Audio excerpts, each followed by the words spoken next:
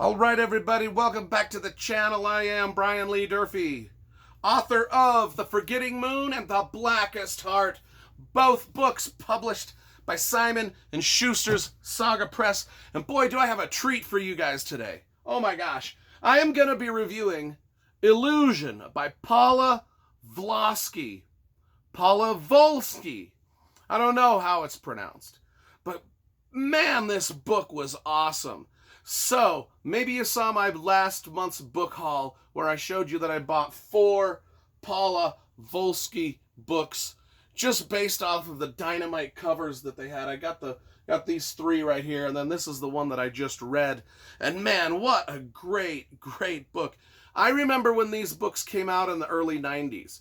This is kind of considered like classic fantasy. This stuff came out when I was pretty young. I remember seeing these books specifically because of the covers. You know, we always review the covers first because I love graphic design and cover illustration. This was Paula Volsky's debut novel in 1992. And look at the gorgeous Michael Whelan cover they gave this book. It's a great wraparound book cover with just some great looking stuff on the back side of it. Some mysterious stuff going on back here. This thing is kind of like, the best way to describe this in general terms is just a gorgeously atmospheric, perfectly written book that reminded me of a cross between Tolstoy's War and Peace and Victor Hugo's Les Mis. That's kind of the atmosphere we're going for in this book. And you kind of got a very Les Mis-ish vibe to the cover with the graffiti on the walls and this girl in the snow. This, by the way, there was a big snowstorm the last 3 days in Utah, and this was the perfect book to sit by the window and watch the snow fall outside and just read this book in the nice, comfy, toasty warmth of my house. I had such a great time with this thing. Such a great time. Vivid writing and vivid world building, flintlock, steampunk, epic fantasy with a bit of mechanical monsters and science fiction sprinkled in. Just absolutely beautiful. I am going to read the inside cover flap so you get a basic idea of what this thing is about before I start to describe it in my own words, because my own words ain't gonna do it justice. But let's talk about this. This is this is based kind of off of the French Revolution, I think, but set in a fantasy world. For 200 years, the exalted classes have used their dazzling magic abilities to rule Vonhar. Now their powers are growing slack from disuse, and their attention is turned to decadent pleasures. They ignore the misery of the lower classes until the red tide of revolution sweeps across the land. Thrust into the center of this conflict is the beautiful LSD. Her name is LSD Noderivale. I love the way the Paula Volsky names her characters. LSD Noderivale, the spirited daughter of a provincial landowner who must now scramble for bread in the teeming streets of the capital. With the key to her magical abilities, an elusive secret, she must suddenly find a way to survive in a world gone mad. It's kind of a coming-of-age story for this character, LSD Noderivale, who is represented here on the cover very beautifully by Michael Whelan. So LSD is kind of a coming-of-age story for her. She's a teenager. She's got hidden magical talents. And she is a nobleman's daughter. She's a noble lady, really, coming of age. And she's sort of championing. She lives off on a big, massive estate. But she goes to the city and sort of is championing the plight of the serfs, the plight of the peasants. Because she was there when her father on the estate flogged one of their servants to death. And it really affected her. And her father the next day was going to flog another servant who was sort of one of her friends, and his name was Dreth. And she helps Dreth escape the estate, and he takes off, and then she's kind of in hot water with her dad and stuff. But anyway, they send her off to the court in the city to sort of, whatever young noble ladies do when they get to the city. But her grandmother lives in the city, and we're going to talk to her about her grandmother in a second. So that is what our main character LSD is dealing with. She she doesn't like seeing the peasantry abused. She wants it over. Not only that, but the peasantry themselves don't like being abused. Thus, we're ripe for a revolution. Not only that, but there's kind of these weird steampunk robot things kind of drifting in and out of the story in odd places, and it's almost like science fiction. And so anyway, let's talk about Dreth. I say Durf. It's not me. I'm not in the story. It's Dreth.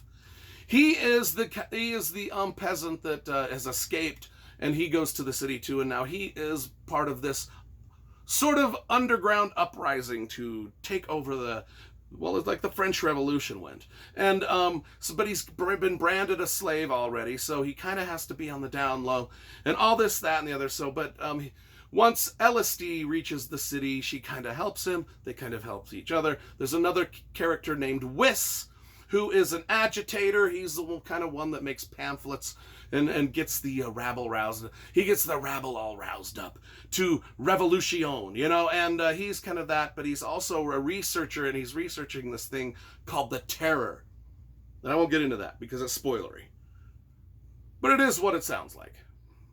Shorvey is another character who's also seeking liberty in this sort of oppressed society, wants democracy and liberty, and just thinks the society is unfair and is part of this revolution. And then there's Zerilyn, who is LSD's grandma. Now, LSD's grandma, Zerilyn, is the exact reason why peasants want to rise up and kill the aristocrats. I mean, she lives in the lap of luxury. And, LSD lives there with her. And so LSD sees how just grotesque the riches can be, and how grotesque the riches can make people like her grandmother, because her grandmother just her official name is the Grand Dame of the Royal Court, and if that isn't like a highfalutin title that's going to get your head chopped off at some point, then I don't know what is. But that's kind of the world that LSD is sort of her coming-of-age tale. But then there's also the Duke of Ferronte. The Duke of Ferronte is like this notorious, arrogant, evil sort of rake. I guess that's the best way to say it. But he's kind of like, got no shame. Just, like all bad boys in all romance novels, They're just, people are drawn to him. And he uses that power to sort of seduce them. And he really sets his sights upon LSD. Our young heroine, which causes major problems. And then my favorite character of all is Aureli. I think that's how you spell it. It's Aurulie. I think that's Arule. Arule. Yeah. And that's LSD's boy crazy young cousin who just does things flighty and on a whim, and she just her sort of like devil may care cavalier attitude foils a lot of people's plans accidentally, and it's just delightful. And then there's the final character I'm going to mention, who is Uncle Quiz. Quins. No, it's Quins, not Uncle Quiz. Uncle Quins. Now, this is LSD's uncle. He is literally the Gandalf figure of the entire story. In fact, he is represented back here on the back cover with... And I don't want to get into it, but even the back cover is a bit spoilery, but he's a Gandalf figure. He's got magic up his sleeve and some sci-fi secrets that he's holding there in his hands. Anyway, God, this book, how many pages was this? 668 pages of pure atmospheric, delightful, French Revolution type adventure, court intrigue. Just absolutely blew me away. I am so delighted. I finally, after 30 years of knowing this was in existence, picking it up and reading it. Came out in 1992. It's 2021. Yeah, that's 29 years. I have known of this book's existence, been wanting to buy it, finally bought it.